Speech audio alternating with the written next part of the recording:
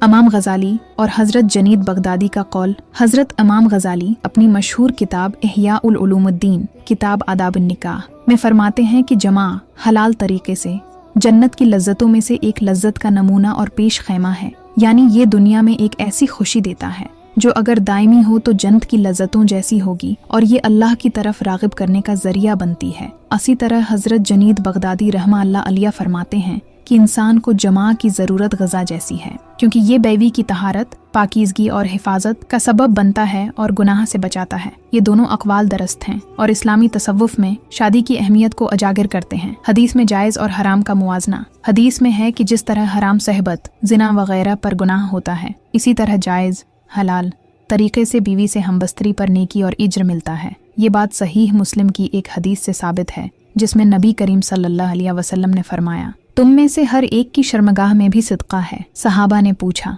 या